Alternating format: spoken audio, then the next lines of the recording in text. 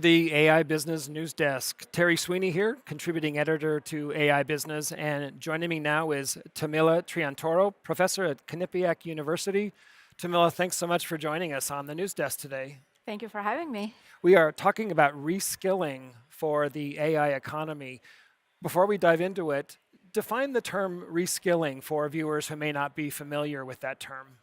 Yeah, and reskilling may mean different things to different audiences. And I think this is exactly what I wanted to talk about today. What does it mean, reskilling in the age of AI? Is it getting an entirely new set of skills, or is it just adding a little bit on the top what we already have? So I guess it all depends on the definition. Well, and the context and the kind of worker that you are, I imagined, as well, yeah?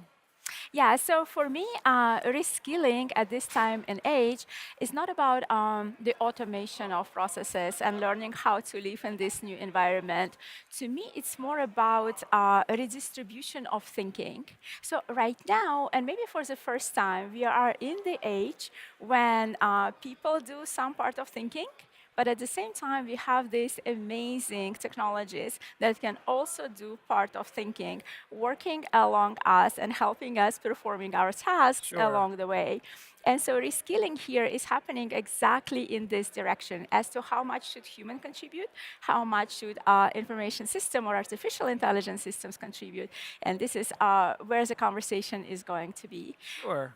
So take a deeper cut then about how AI and the reskilling that will require is going to be a pretty large disruption to the workforce. What can you add to that?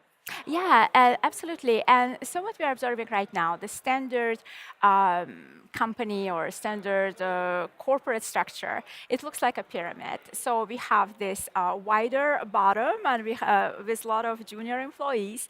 We have people in the middle, and we have executives on top. But what is happening right now, and a lot of conversation is about recent graduates, students, junior employees. They find it difficult to get jobs. And one of the effects, one of the reasons is artificial intelligence. But for me, the way I look at it, I see that junior jobs still can be quite resilient. And the reason behind it is that junior employees, fresh graduates who just join an organization, they're willing to learn. They are willing to adapt to organizational culture, even if the culture is constantly changing, which it is going on Of right now course. with AI. So there is a lot of adaptability in junior roles. At the same time, when we look at the middle layer, so here we have professionals with 15, 20 years of experience, and they know a lot of procedural work. So, I've been there, I've done that, I know how things work in our organization, but also artificial intelligence systems can learn how to perform procedural tasks. And so here, we should achieve this balance. So middle layer should also be very flexible and adaptable. And at the same time, my recommendation to organizations as well, don't quietly remove the Sure. middle layer. Absolutely not. That would be a great mistake because we need middle managers to train junior employees. We need middle managers to translate, these conversations between top executives and external stakeholders and domain experts and so forth. New roles like prompt engineer have appeared, which many say are temporary. What lasting roles do you see emerging as AI really embeds itself and even begins to settle, since this is very much a technology that's in transition? Yeah, so there are roles with AI in them. And I think we are going to have roles with AI in the title, but at the same time, we are also going to have a lot of roles without AI in the title, yet these roles will be changing. And what I see, the changes and most durable changes are in AI governance and I would say orchestration. So what we need right now is a good integration in organizations. We need people who understand what AI systems can and cannot do and what people can and cannot do, and find this balance, how both people and systems fit together and can work together.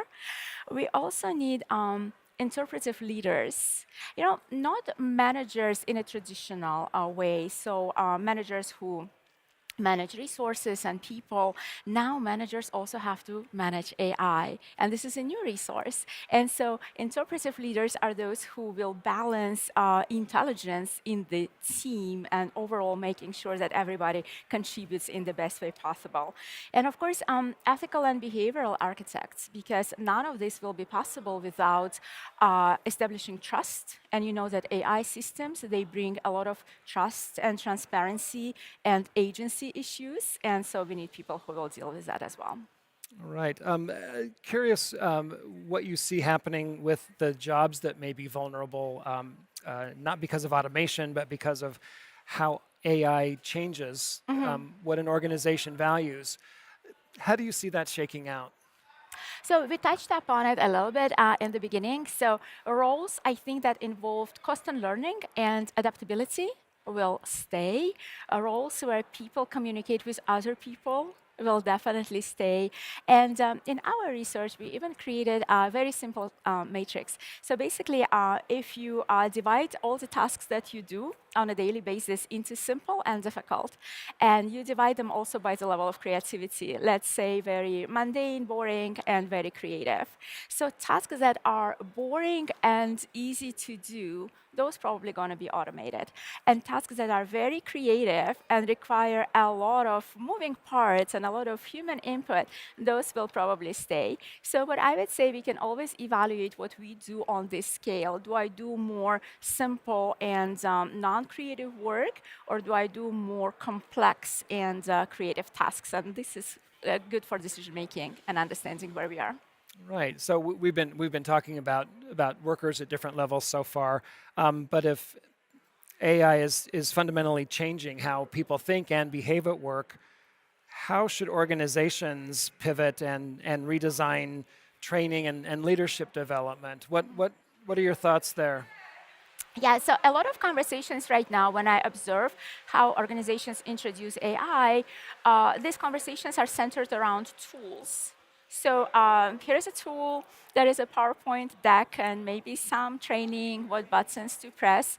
But what I think is very important as well is teaching people calibration. For example, how do we know when AI system is confident in its answers, when it is hallucinating, when it is perhaps guessing the answer? And this is different from domain to domain. So there is no playbook, there is no just one set of guidelines that what works for one organization will work for another. This is something that they will have to figure out themselves.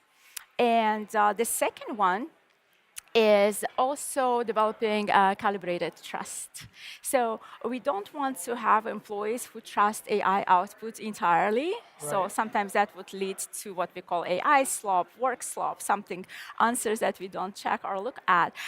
We also don't want people who do not trust AI at all. So what we want to develop is this curiosity, this judgment, this critical thinking as to how do I evaluate output in such a way that it really benefits the goal and aligns with the organizational targets.